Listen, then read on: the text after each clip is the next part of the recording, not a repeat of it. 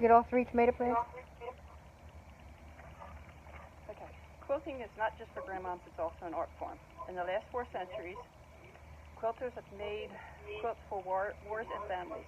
Quilts were made just for families to keep them warm and keep their windows and doors covered in the winter. It is not as popular today as it was in early years. Quilting has changed in the last 60 years, and quilters do it to express their art instead of functionality. Quilting was introduced from the Dutch in England early 1650s. The early years, women did not have much time to quilt. They had other chores to do. Quilts were made for warmth at night to cover doors and windows to help reduce cold. Patchwork. This is a patchwork. Patchwork quilts were introduced in the 1650s. Since fabric was scarce, they had to do it from scratch, so you'll see that some of the patterns, you have different shapes and sizes.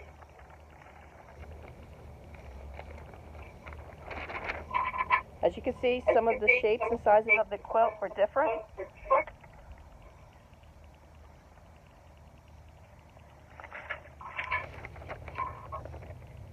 Patchwork is just a bunch of squares put together, different sizes, depending on what kind of fabric we use and what kind of fabric.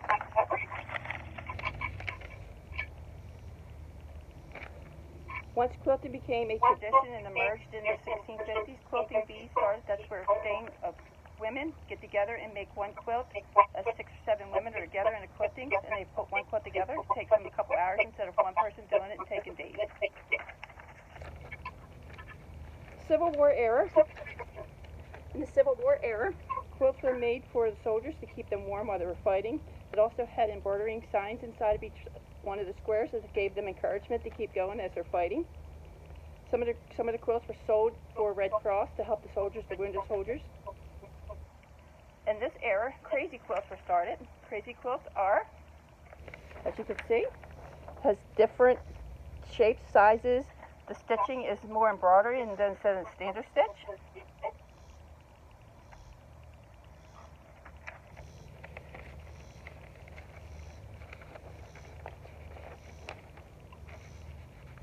This is also when the sewing machines were introduced. This is to make the quilts big faster, so they started sewing them on the sewing machines instead of hand stitching. World War I and II, again, the quilts were made by the government was pushing the quilts to save the troops, so they were making them and making sure they had donations for the troops and to be sold for any Red Cross or any of the wounded soldiers in World War I and II. Quilting as an art was renewed in this era.